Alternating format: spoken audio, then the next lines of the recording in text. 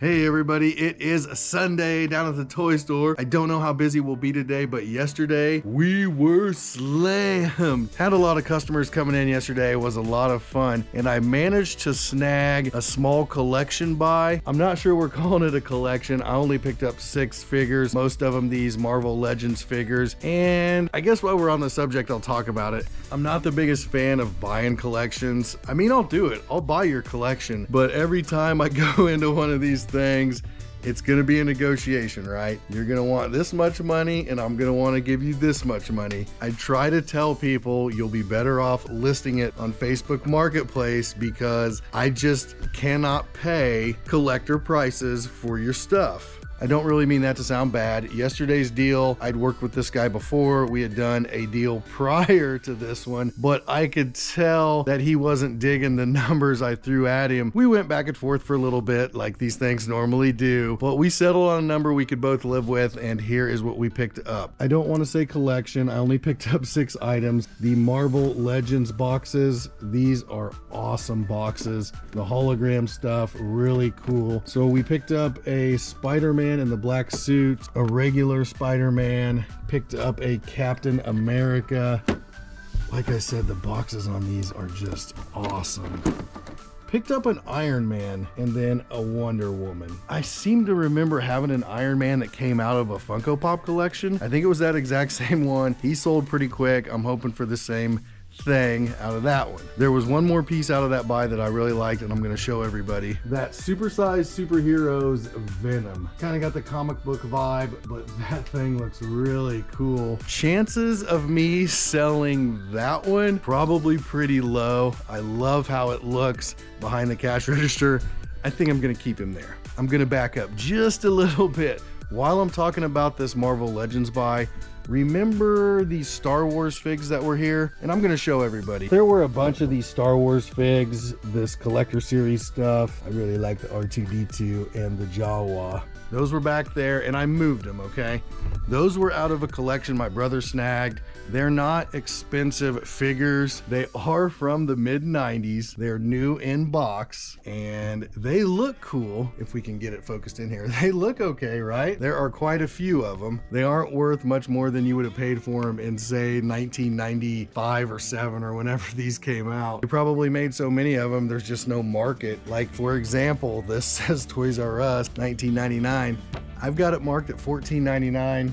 Nice stuff to have in the shop for sure. Just not real popular. Almost feel like there is so much Star Wars merch going right now. People are flooded, overwhelmed. I don't know what the word is. Saturated. That's the word. The market is saturated with Star Wars stuff. I guess while I'm standing right here by this, I do have some other Star Wars figs up here near the register. That would be these Star Wars Episode 1 Phantom Menace figures. At one point, this entire display, it's not a spindle, this entire display had Phantom 1 stuff, and it slowly sold off, which is good. I bought those out of a collection. I find myself in the dinosaur aisle, which is not where I want to be. I want to go over to the games aisle because we did get some stuff done over here yesterday. Slowly but surely, I am getting this pile priced and out on the shelves. I'm thinking today I should be able to knock a pretty good chunk of what's left from the last overstock buy out. Hopefully get some of that stuff priced. Yesterday I was able to get the rest of these wire shelves where the stuffed animals were. I think it looks a lot better. It gives me room for a lot of games. I've said this several times. Games are kind of the sleeper of the store. You don't realize how many you're selling until you start thinking about it, start going through it. You sell a lot of games in here. While I was over here putting the Star Wars stuff over here, that's something I need to finish, by the way, I was glancing over at the figure wall. I thought I might rearrange it, put it into some type of sections, and I don't think that's gonna happen today. Probably not anytime soon. There's just too many other things I'm trying to get done. Probably trying to focus today on getting stuff priced. Pricing, not my favorite thing to do. So I am going to start today by fixing up this cash register area. I hate to call it the cash register area. Oh yeah, that's something else I want to talk about. I need to figure out some place or some type of display, glass case, whatever it might be. I need an area in the store to have more expensive items. I'm not 100% sure where that's going to be. I would like it to be right around in here near the cash register. If anyone can see what I'm talking about. It would be nice to have it in here, something that locks or something that's kind of fancier for people to kind of look through.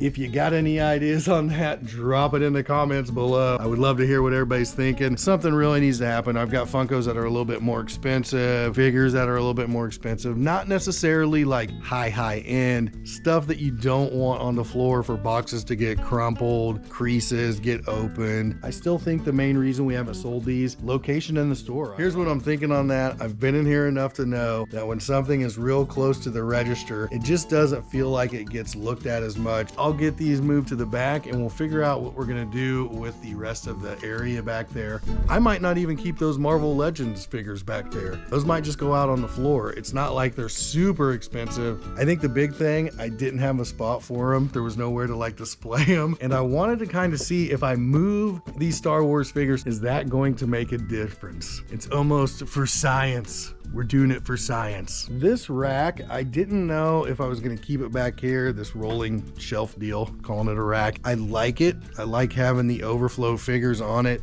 I think the way this is set up, it almost works. It just needs a little cleaned up, maybe some spacing. Walking through here though, it's not terrible. You can still get back in here. I really need to do something with all this yoga equipment. Need to get the rest of that stuff priced. A little crowded maybe, but whoever's looking at figures back there, they're gonna wanna be able to get back there and check things out uninterrupted. You'll notice that I walked us over to this part of the store that has figures. I'm still working on this, still trying to figure out what exactly I'm doing here. I guess it kind of looks like I don't know what I'm doing, probably because I just don't know what I'm doing. All right, well, yeah, that's what it is. I'm going to probably keep putting figures here. I'm gonna clean this up as I price. That's why getting some of that stuff in the back price today is gonna help me finish this section of the store. This right here, this part of the store, it's definitely a little bit of a hodgepodge. And then you go into these figures, which kind of makes sense. You jump from the figures into the Buzz Lightyear stuff, into dinosaurs, into Funko. I don't know how I want to say this, but we're not so much concerned about layout. We want the store to be kind of a exploratory thing. I think the idea is when someone comes in, it's not like institutionalized. It's not cookie cutter. It's not the same thing in the same aisle every time you come in. It's always changing. It's always evolving. That's how we want it. That's a toy store. You should come in here, get lost, walk around once or twice. Then you're going to walk around a third time, run across something you didn't see and go, man, I didn't even see that. That is awesome. That's the fun part of it. That's kind of the idea. You come in here, you get lost walking around. Not only do you lose yourself in the store, next thing you know, you've been in here for an hour. People come in here and they think they're only going to be in here for 10 or 15 minutes. That's not the case. You come in, you wander around, and you're in here for 45 minutes. You're in here for an hour. And I feel like the longer that someone is in the store looking around, there's more of a chance they're going to walk past something they want to buy. I don't have any stats or any, statistical analysis to back that up, but that's what I feel like happens when someone comes in, they look around for a long time, they're more likely to buy something. While I'm up here at the Legos, I am having a flash sale on some of these sets, like the Ice Castle set, this Hogwarts Castle and Grounds, this Big Friends sets down here, a couple of the Technic sets, and a few Star Wars sets in the middle here. I'm kind of using Super Bowl Sunday as an excuse.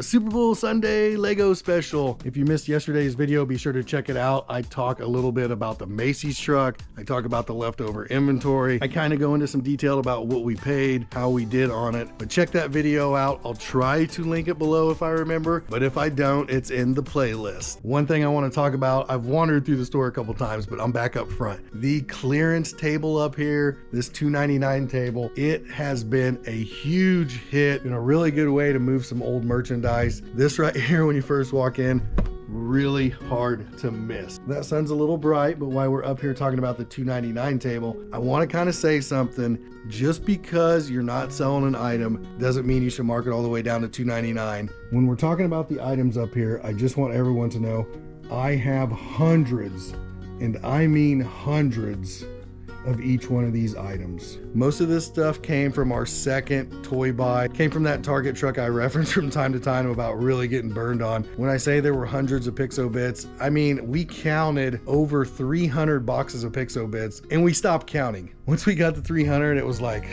we're gonna get rinsed. There were close to 200 of these Dino Smashers, Dino Eggs, a couple hundred various figures of the Lightyear stuff. There were over 200 of these You Can Be Anything Barbie, which that would be fine if you had every single one, right? Every different variation, but it was 200 or so of the same one. There was probably 150 of these Melissa and Doug ABC blocks, and I could go on and on about that Target truck, but let's just say it was unmanifested. We were going through a broker and it did not work out. I'm gonna jump into some pricing. I really wanna knock a big chunk of that out today. A lot of that's gonna depend on how busy we are. Hope you had a good weekend. Until next time, I will see you later. Peace.